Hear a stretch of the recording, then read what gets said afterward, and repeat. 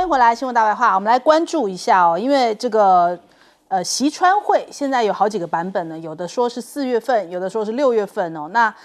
现在媒体就去问啦，这个大陆外交部到底有没有这样的一个会面呢？那毛宁是讲哦，这个问题我没有可以发布的讯息。也有人去问到了白宫啊，就白宫消息人士透露说，目前没有安排两国领导人面对面会晤的计划。那彭博他就有报道，他说其实现在中美双方目前经济啊还有其他的问题哦，还在这个比较低层次的谈判上面哦。光是这样都已经遇到困难了，恐怕要等到这些困难解决了，谈判的层级才有可能往上提升哦。意思就是4月份恐怕还言之过早，还不可能会这么快就已经有一个把困难解决的这个局面。那今天中时也有特别提一下哦，就是如果这个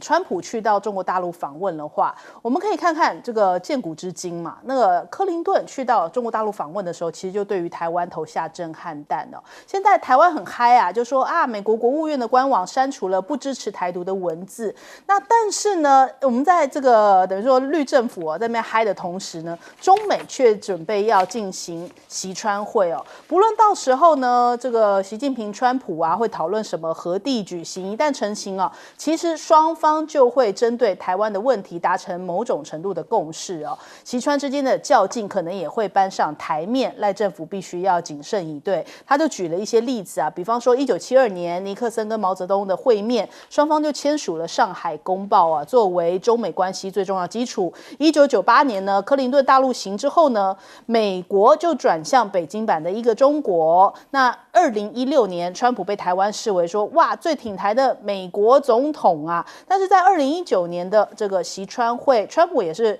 公开强调美方所奉行的一个中国政策。那显然是看起来好像只要对美方有利哦，对于台湾的政策，美国是随时可以调整改变的呀。那再来我们看看现在目前的台海升温，有这样的一个报道说，美国11艘航母的底线恐怕要被打破了，因为接下来尼米兹号将会在2026年启动退役的这个步骤哦，因为它已经服役了51年啦，那可能也象征一段历史的结束。那另一方面来看呢，就是中美的航母差距就缩小到了7艘，而且呢，这个山东半岛这边呢，现在有军事专家讲说，这个部署山东可以瘫痪美国驻韩的基地。解放军现在目前亮相了500公里的火箭弹哦。那根据了解呢，这个 BR-10的射程超过了500公里哦，发射全重1.5到2.5吨。那这个其实是可以展现这个高精度的这种打击能力，也就是说呢，这样子的一个范围之内就已经涵盖了这个美国驻韩的美军的群山基地哦，所以看起来在这个24小时之内就可以达到瘫痪的这个作用啊。那再来这个今日乌克兰，明日台湾哦，因为现在大家在关注美乌在沙国展开了新一轮的这样的一个谈判嘛，那人家去问说卢比奥到底有没有谈出个结果啊，能不能停火啊？我们来看看卢比奥怎么回答。Do you think you'll get a ceasefire?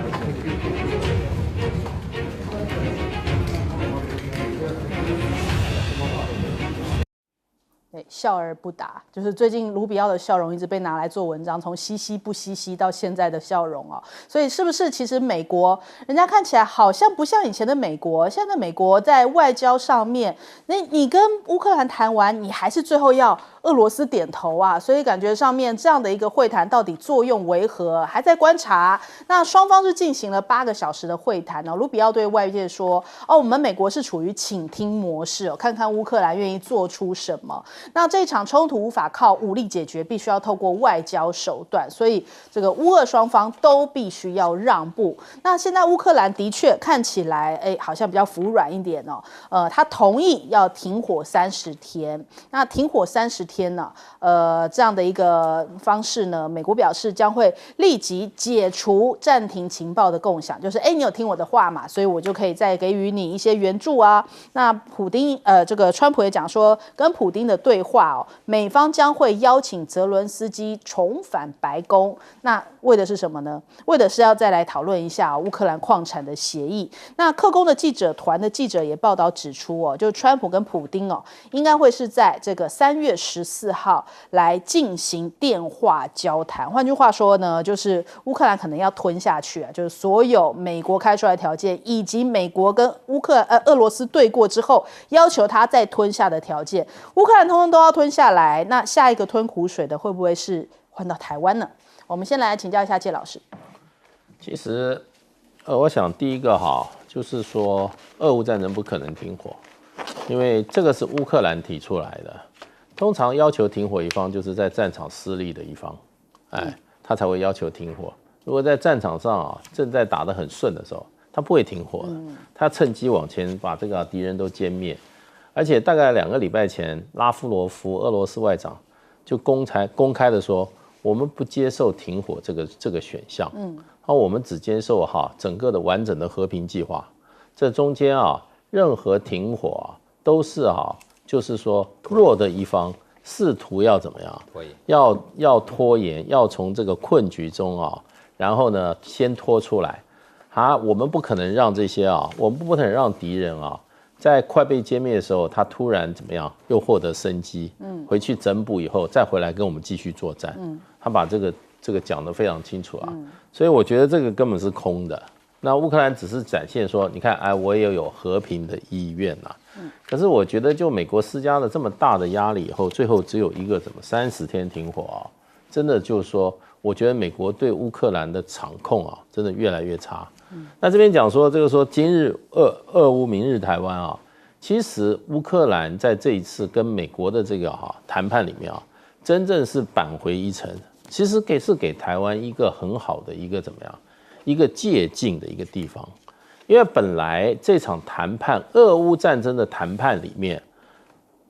乌克兰是上不了谈判桌的，就是美国跟俄罗斯去谈完以后，把结果告诉乌克兰。所以美国不是讲说吗？哎呀，这个欧洲不让他上谈判桌，乌克兰也不能上谈判桌。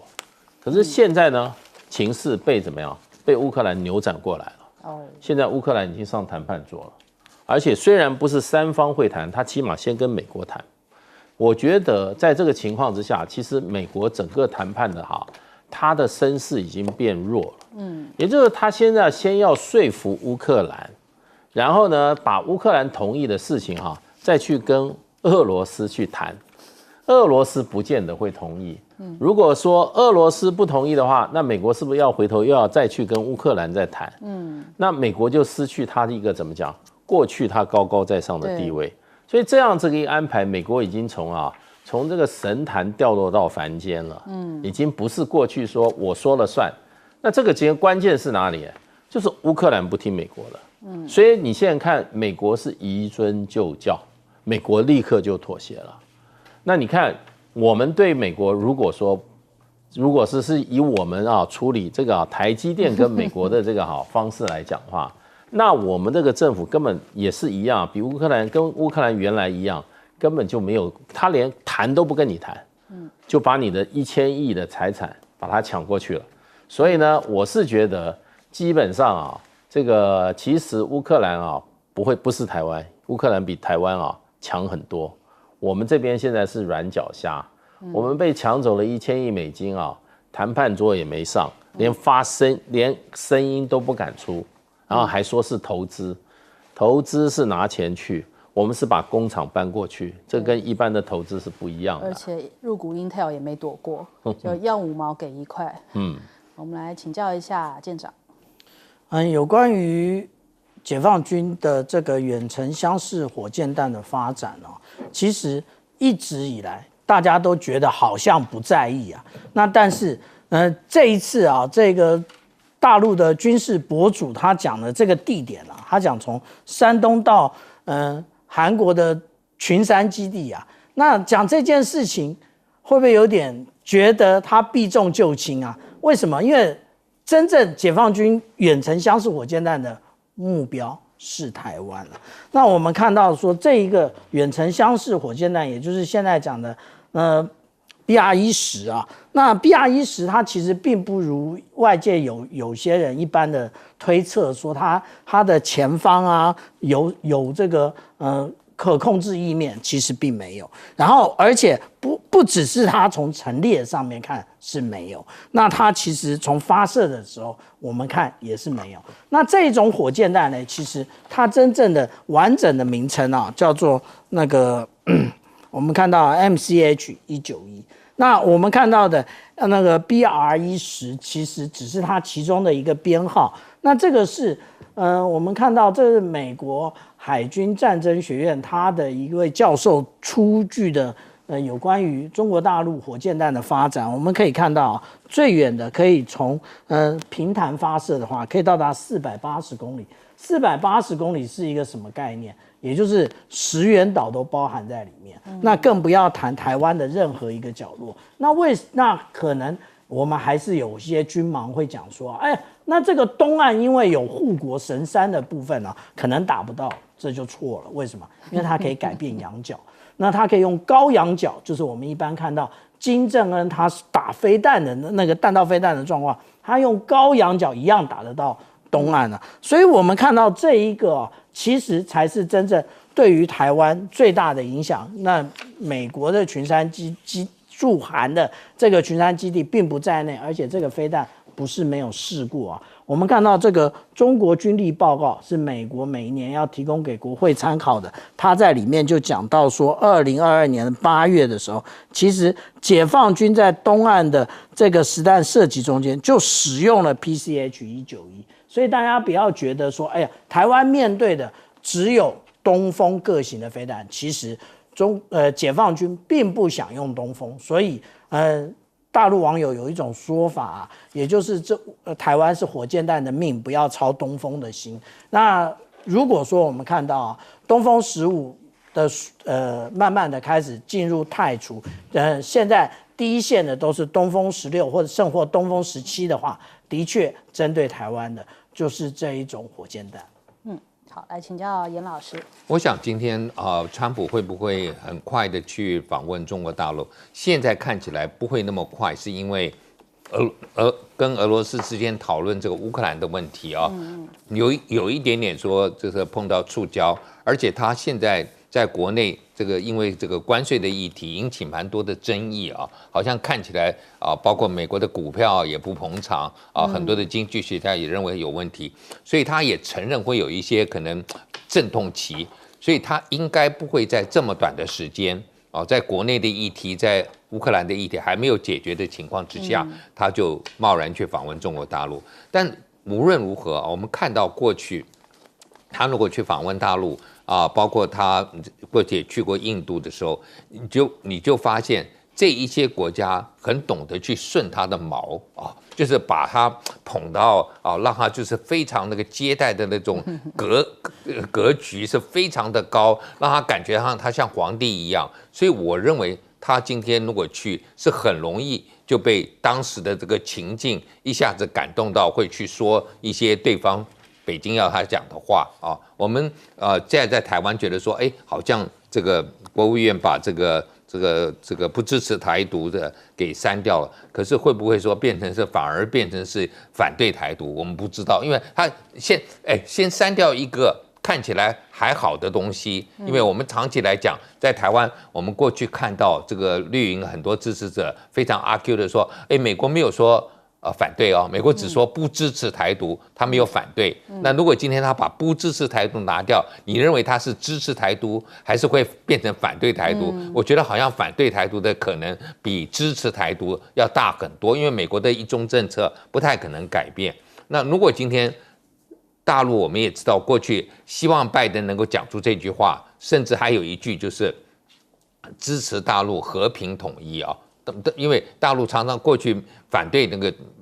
用武嘛，美国还是一样是反对这个使用武力。但是如果今天大陆讲用和平统一的方式，那我觉得对于一个反对战争的川普来讲，他可能可以接受。所以这些是我们必须要注意。我从1996年开始回到台湾，那个时候就开始有很多的讨论，说每一次，比如克林顿去访问，会不会有第4公报？我现在真的后来都是假的嘛。都没有发生。可是现在川普，我觉得我会比较担心一点，他会不会就是让台湾有一个致命的第4公报？那这个是我们必须要观察的。好，我们先休息一下，广州马上回来。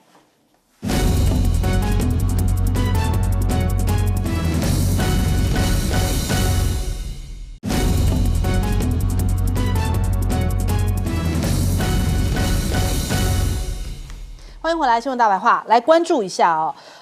最近呢，我们看到美国股市啊喋喋不休哦，而且这个特斯拉也因为马斯克在美国国内大举在裁员的情况下，很多人就拿特斯拉来出气哦。那川普投顾出来了，他现在出来护马斯克哦，他甚至讲了这一番话，他说破坏特斯拉就是恐怖分子，会让恶徒下地狱啊，不许去破坏特斯拉啦。大家因为很多人最近都去这个特斯拉的门市哦，可能又是又放火啊，又去砸店的哦，所以他还就是甚至2个人一起坐上了特斯拉来拉抬一下这个气势哦。我们来看看。Hello, President Trump. Are you looking to buy or lease today? Well, I'm going to buy. That's beautiful. This is a different panel than I've had. Everything's computer. That's beautiful. Wow. 对，就买一台。曾几何时，这个美国总统也开始有这个带货的感觉哦，为产品代言，然后被人家讲说真的是前所未见之举，而且他还说他是要用买的呀。他在这个白宫南侧的门廊告诉记者哦，说马斯克呢从来没有向我要求任何事哦，他打造了这家伟大的公司，他不应该因为爱国这样的身份而受到惩罚哦，所以在那边赞不绝口说哇这里漂亮那里也漂亮啊。那的确呢，现在特斯拉的股价真的是有一点跌崩了哟，所以川普赶紧救火。特斯拉的股价目前大跌，那川普透过了他的 True Social 来表达对于特斯拉和马斯克的支持，批评这些极左势力啊，你们这样子抵制特斯拉，所以他说他要买一台，就是用行动展现出来对于这个马斯克的支持哦，也就是他说马斯克是真正伟大的美国人，他要给他信心，给他支持，因为马斯克的这个股价已经跌了这个15.4%，那他们就是目前呢，特斯拉计划在未来的2年哦，这个马斯克就是要这个回报这个川普的力挺嘛，所以说，接下来他们境内的汽车产量将会提升1倍哦，这是对于美国的信任之举啊，所以这个2个人你来我往，立刻回报川普。那我们看看这个现在很多的美股哦，显现出来就是有点好像富豪们的资产缩水之外啊。大家也有一点恐慌，因为川普竟然讲了说，美国要衰退了，经济要衰退。今天他是赶紧改口，就说没有，现在没有要衰退的迹象，还赶快跟这些美企 CEO 来见面。那他是为他的关税政策辩护，说现在美国这个经济衰退跟这个通膨的隐忧影响了这些消费者跟投资的情绪。他说，但是呢，我们美国接下来要更强大了，因为关税会为美国带来大量的收入吸引非常多海外的企业来设厂。可是道琼还是不给面子啊，还是跌了400多点哦，盘中一度是狂泻了700多点，已经连续好几个交易日的下跌了。2年期的美债殖利率也跌到了10月以来的新低。那市场上面也很忧心啊，这个美股重挫的状况，很多投资人担心啊。那人家去问川普，川普说不会。那不用忧心，这个美国经济他不认为会吓坏到大家，但是呢，的确这恐慌的气氛已经弥漫在整个华尔街了。目前他们的预估摩根大通的经济学家讲，这个经济衰退的风险已经从30%提升到40%之多啊。那再来我们看川普的这个关税政策，不是感觉好像讲得很强硬吗？3月10号才说接下来就是他要对这个加拿大再加征关税结果加拿大反击，3月10号的时候就说要向美国的电力征收25%的附加费。川普立刻发文讲说，我要对你的钢铁啊、铝材啊加征关税到50%哦。3月12号就要生效，结果马上在这个3月11号的下午，他们顾问就出来说，不会啦，他说而已明天不会真的这么做，不到6小时就改口了。所以看起来加拿大的强硬是不是也让川普好像有一点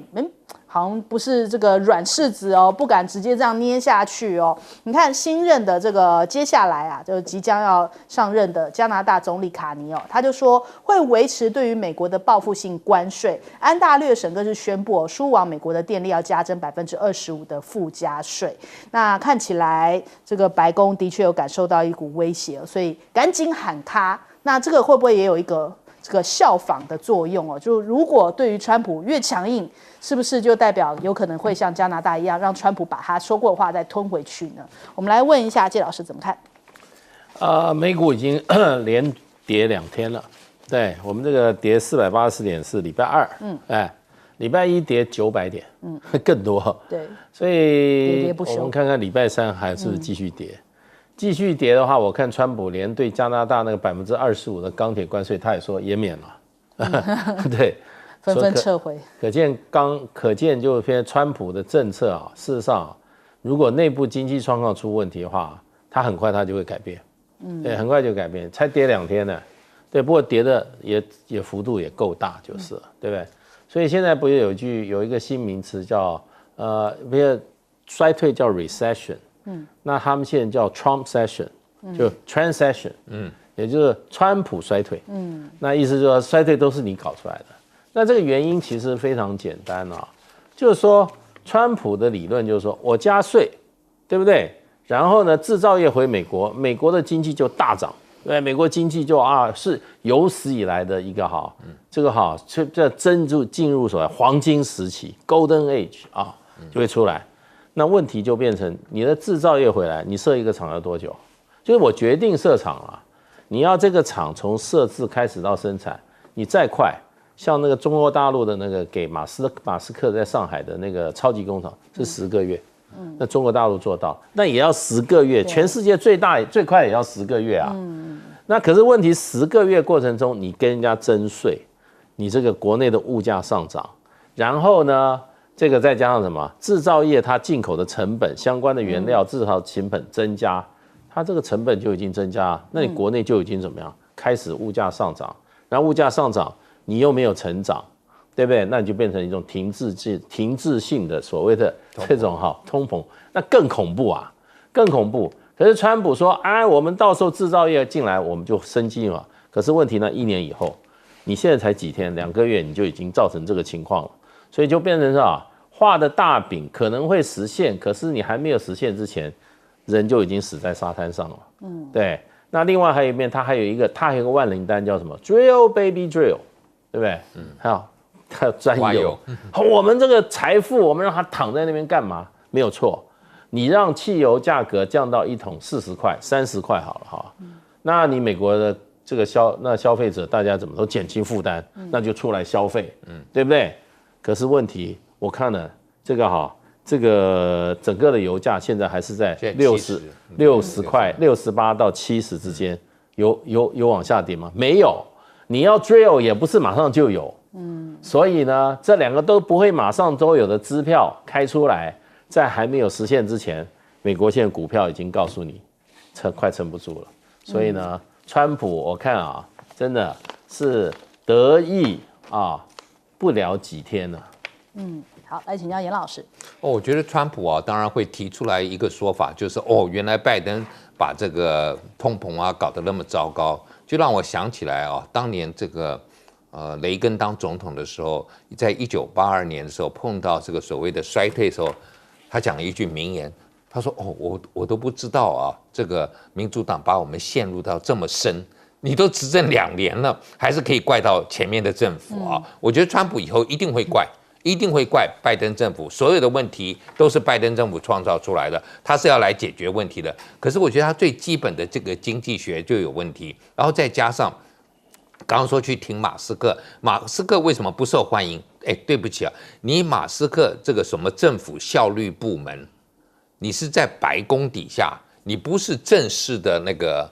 行政部门，你到底宪法允不允许你这样子来做裁员，都是个问题。你可以提供一些建言你认为有哪些，而不是直接进来。所以马斯克的争议，我觉得未来还有一堆的官司，川普都要面对那会有很多人的抗议，因为到底他这个做这些裁员的做法，如果你是裁，我觉得政治任命的，那大概没什么问题。可如果不是政治任命的一些政府官员，甚至想要裁掉这个教育部等等，你可能都还要走宪法，不是走这个国会的程序嘛？那国会的程序，你共和党又不是没有多数。在众议院、在参议院都是多数，所以你应该可以。我觉得他们就是好大喜功，想要很快做出一些东西，可是都没有考虑到底是不是不合法哦。那所以今天我觉得这个马斯克被受到这样的这个抗议，然后川普好像是这个杯水车薪，说我买你一部车。他买一部车就让我想到当年这个中曾跟日本的这个首相去美国，说要平衡那个贸易逆差，美国的这平衡日本对美国的贸易顺差很多。他说请你要买点美国东西，他在机场买了一条领带。这样子就可以平衡日本跟美国的贸易顺差。我觉得今天也是无济于事。你今天川普要买，就是说我的内阁每一个人我送他一部，你又不是没钱，越有钱的人越小气，你应该做更大的动作嘛，然后来救马斯克。如果你认为这个是对的，所以川普现在的这些反反复复，对加拿大也好，对，我觉得我今天是美国的官员我都不晓得我到底要不要去执行就说我预备好了4月1号或4月2号或哪一天要开始执行新的东西，结果马上又变了。那是不是干脆当天开始的时候，我先不执行，因为不知道川普会不会改变？川普这种反反复复的这种这个决策模式我觉得会瘫痪美国的政府，让美国的整个的政府的运作会出很大的问题。所以川普他自己现在也大概看出一些问题，但是他嘴巴很硬就不会承认任何的错误任何的错误都是拜登留下来的。那我觉得川普未来可能还要面对很多的挑战，其实只要经济不好，刚才我们前面讲了，他的华尔街的朋友就受不了了，就会告诉他你应该停止一些东西了。好，请江舰长。其实川普继承的是一个在拜登手上经济稳定成长，然后股市高涨的这一个国家。但是呢，自从他接任之后，他不断的拿关税出来说事。他拿关税出来说事，当然别人也拿关税来应对他。我们在这个美国跟那个加拿大交界的在安大略省，我们就看得出来了。然后结果呢，安大略省他要加25%，川普还帮安大略省的这个提出一个新的封号，叫做加拿大是关税滥用者那我们这听起来，大家不会觉得很奇怪吗？到底是谁在滥用关税？应该是川普吧？那他不是只对加拿大，他对中国大陆，他对于墨西哥，那他有多少的关税不断的附加那另外其实华尔街其实一直都在观察一件事情，也就是希望不出现这个经济衰退之下，也可以降低通膨的一个经济软着陆的现象。但是呢，现在这个关税不断的提高，不断的出现，其实这个软着陆几乎已经不可能存在了。那它不可能存在的情况之下，也就是我们现在看到的，其实股市就是经济橱窗，它也是先行指标，因为聪明的就会先下车。所以我们这样讲有关于爱喝可乐那位老先生，他说现金为王，他早就已经把大部分的股票都已经出脱了，原因就在此，因为大家都已经知道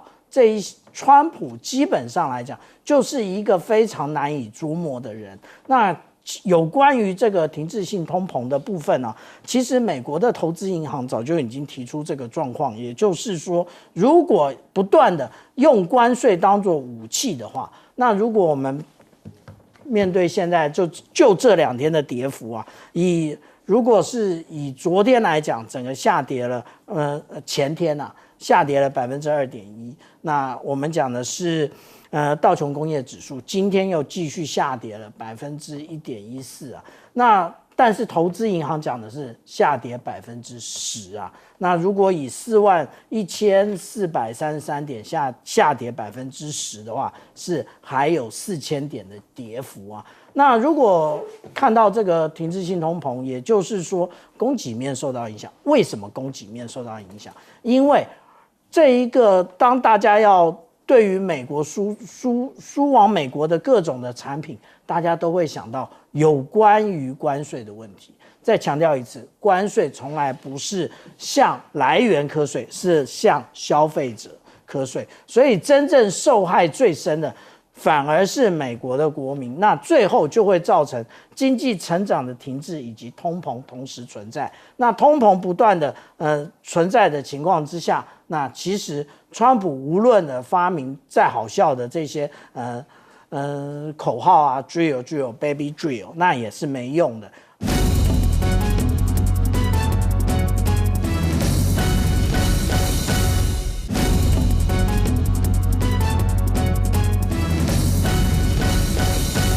一夕之间这个菲律宾现在闹的这个全球瞩目啊，杜特地呢，昨天这个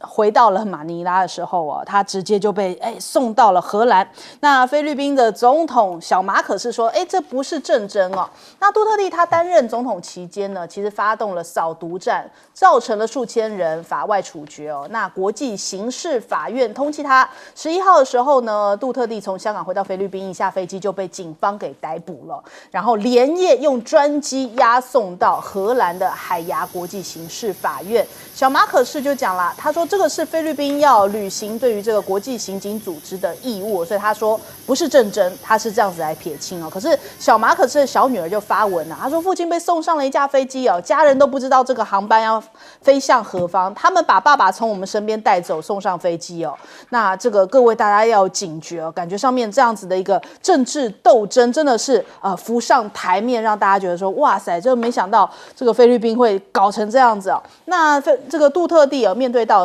被捕的画面的时候，现在也被放出来看看这个画面里面他就质问说：“你们先杀了我吧，我到底触犯了什么罪？我触了什么法？那现在就跟我解释我在这边的理由啊！显然我不是出于我的意志被带来这里，而是别人的意志啊！所以他也是非常的不服气。那为什么小马可是要这样大动作来清算这个杜特地家族呢？因为可能就是杜特地家族的影响力哦，他们很担心，就是接下来会不会杜特地来发动政变啊？或者是因为他这个家族的影响力，现在传出萨拉杜特地呢要在2028年来选菲律宾的总统，就是角逐下一任的这个总统大位所以马可仕家族为了要巩固自己的政治地位，必须是不是要先下手为强？现在两大菲律宾的家族斗争已经白热化了。其实，在2022年的时候，双方是一起结盟，在这一场选举当中小马可仕选总统，萨拉杜特地担任这个副手的职位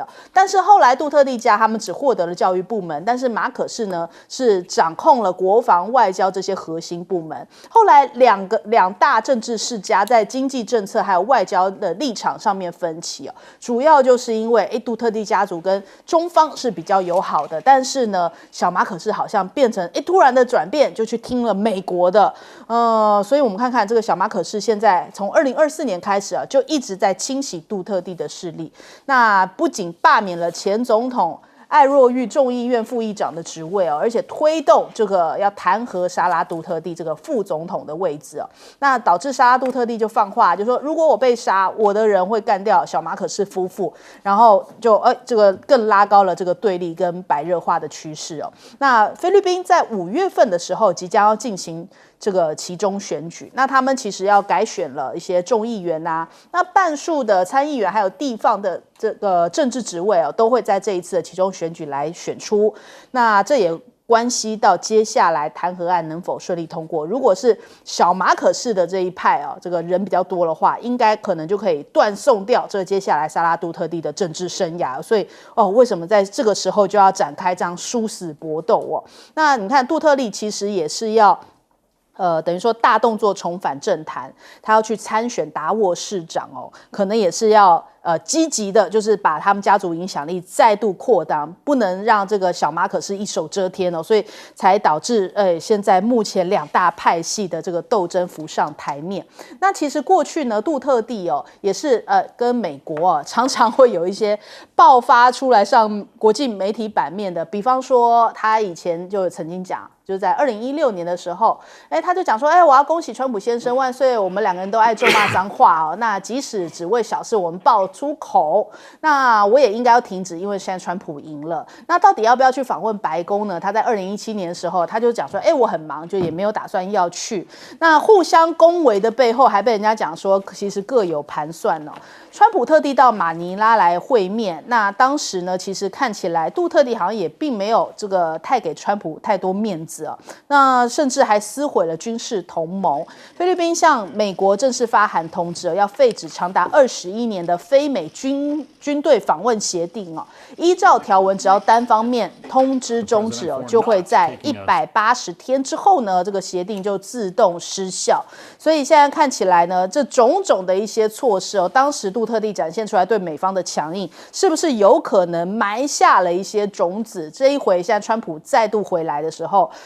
是不是当年的仇现在又被人家挑起来说，这当中会不会有关联呢？那我们来问问看，介老师怎么看？这样子发生这种事情的话，这个2大家族的斗争等于就是白热化了。现在就变成就是说，看艾奇诺家族他还有多大的政治能量了，他们不会这样坐以待毙的啊。而且我想，随着这个这个不是艾奇诺，这个杜特地家族哈，那我想不会坐以待毙啊。而且他现在2个儿子也要选出来选嘛。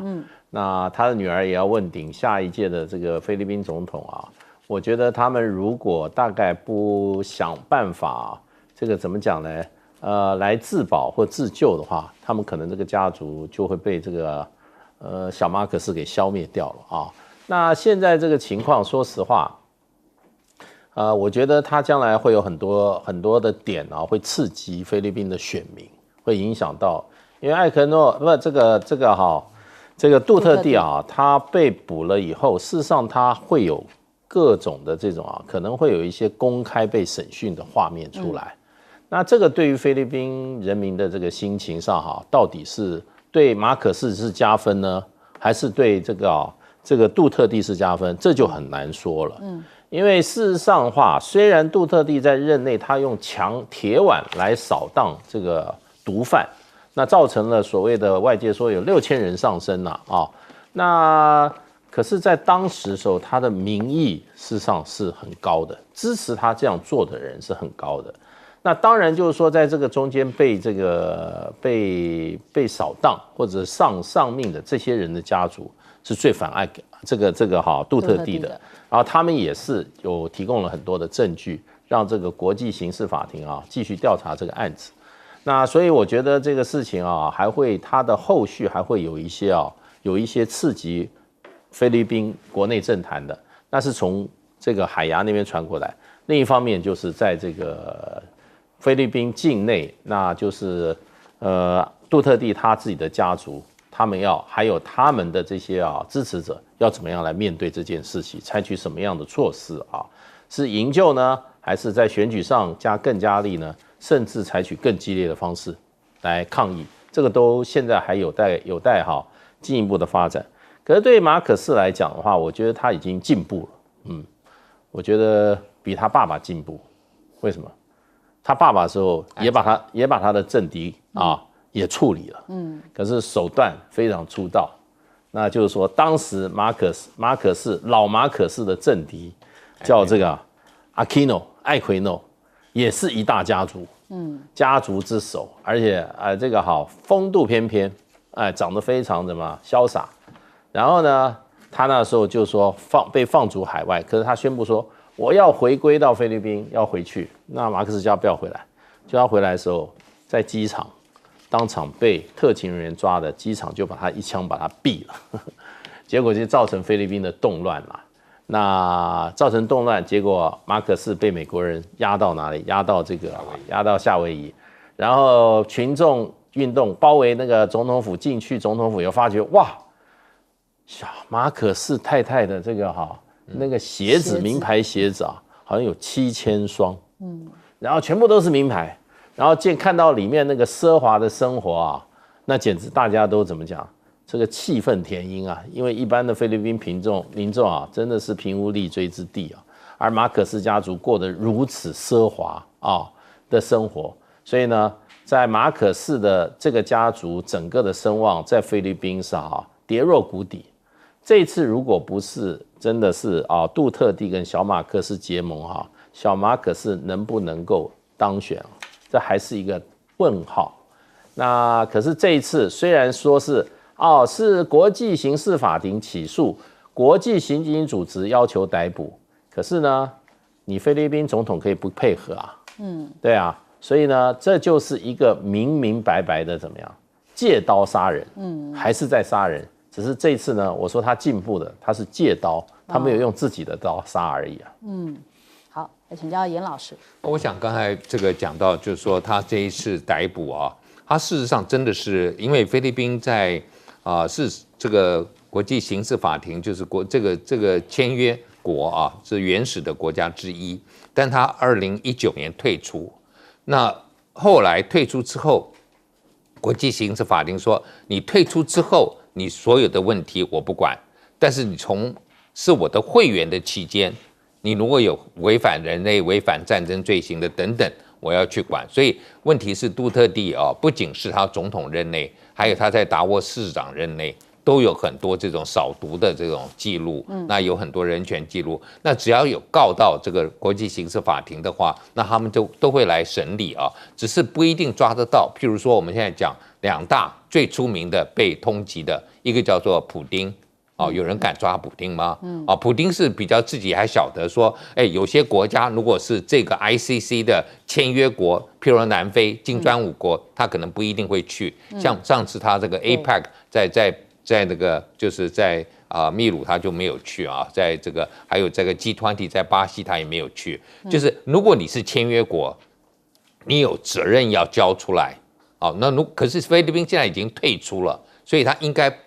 不需要交出来，所以马可仕确实是借刀杀人。那另外呢，就是说，我们如果看今天这个杜特地，他如果要再回归，他已经做过20多年的达沃市长，这个盘根错节，他在这个明达纳尔这个地方，这个南部地方，他就是一霸嘛。那马可仕家就是在菲律宾北部，吕宋岛北部这边是一霸，所以这个绝对是一个政治斗争那我过去看到那些就是说有一些这个独裁者他有违反人权，最后被交出来。比如说像在非洲的时候，有看到在那个赖比瑞亚的总统泰勒，他跑去流亡了，已经在奈及利亚了，结果被引渡了就是还是在奈及利亚忽然被抓了。那这是别的国家是签约国把它交出来。那另外像南斯拉夫这个米洛塞维奇，他就是因为塞尔维亚政府垮了以后把它交出来了，但是交出来都是送到海牙那米洛塞维奇是死在海牙，泰勒还在那，所以我们不知道马可仕今天会怎么样。但是如果他今天以他一贯强硬的态度，我认为今天这个对马可仕并不见得一定会受到好处，因为任何这种对菲律宾家族的打压，而且今天菲律宾已经不是 ICC 的会员国的时候，你把它交出去，你可以不交的你把它交出去，那我觉得这个情况之下，他可能他的女儿会这个 Sarah 会选到有一些同情票，那加上他们的家族这么多人在这个南部，在明达纳尔，我相信还是有相当的势力。只是今天如果美国是鼓励这么做，我不知道这个 ICC 会怎么样。可是 ICC 说老实话，我自己做非洲研究，我就很生气，因为他每一次抓的这种战争犯都是非洲的他不敢抓金小胖嘛，他不敢抓这种违反人权，他都没有抓到大。美国也一堆人去告，他敢抓美国吗？他敢抓这个俄罗斯吗？他敢抓以色列吗？所以这个变成是第三世界的一个这个好像是看起来很好的一个人权的机制，但是我觉得菲律宾今天完全就是在配合美国。好，请教舰长。如果我们从 ICC 也就是国际刑事法院的角度来看的话其实它不是什么都受理的，它其实只受理4种的罪行，也就是种族灭绝，然后战争罪、危害人类以及侵略罪的部分那有关于杜特地的部分也就是大家一直就是说有关于一直告他的，也就是有危害人类罪。那他的危害人类罪到底有多么那个被报道是如何呢？也就是说，其实来讲他在有关于他在达沃斯以及在他总统任内啊，因为气毒的关系所遭受到的那个死亡的直接死亡的大概就是3万人左右啊。那这许多人都是被警察或者是他们相关的缉毒的人员啊所枪杀的。那在这个部分呢，那如果按照国际刑事法院的一般的审理过程啊，那他可能要到2个月甚至到2年之久啊，他才有可能可以接受政治的审判。那不过呢，这里面的确就是有非常重的这一个政治斗争的现象。为什么？因为其实如果说第一个菲律宾已经退出这个罗马规约了，第一个部分。第二个部分呢，那现在菲律宾的说法就是，他们没有退，他们还是国际刑警组织的一个会员国，所以按照国际刑警组织的部分，他们要把杜特地交出去。但是我们如果看到菲律宾内部的法律的话，如果按照菲律宾的第10367号的一个共和国法律的话，其实他必须要双重犯罪，也就是他必须在国内犯罪，然后他必须在国外犯罪，他才可以那个合法执行的这种移送的行为。可是杜特地没有在国外犯罪啊，那他为什么这么做？而且之前实际上来讲，这个小马可是有承诺。这个杜特地他不会把他移送给国际刑警法院刑事法院的。那为什么现在变成这个样子？也就是跟他的那个沙拉杜特地有关了，也就是要选举的关系。那我们看到现在如果是选举的这部分，当然有很多的报道都在讲说，是不是美国有黑手在背后操作？其实应该没有。为什么这么说呢？因为我们看到今年的2月3号，那个遵义舰编队也就是解放军的编队，它就是一艘055万吨驱逐舰，搭配了一艘054A 的飞弹护卫舰以及维珊瑚号的这个补给舰，通过了明多路海峡以及巴西兰海峡。那它经过这2个海峡中间其实是输入海，这个都是当初菲律宾一再的宣称他们的海域法以及海盗法限制其他国家军舰经过的海域啊。那如果说美国在这个其中他有扮演任何角色的话，那川普应该出来说说话啊。可是川普从来不置一词。那而且对于之前大家也看到有关于直九的这个反潜直升机，直接从远至近，然后按照相关的美国的航空总署相关的规定，也就是接近查证这个菲律宾的公务飞机的时候，那这件事情在国际上报道了很多。那如果按照川普喜欢发表自己言论，他应该也会在他的社群媒体上发表任何的言论，但是也没有。所以我们这样看这件事情完全就是菲律宾2个家族的内斗。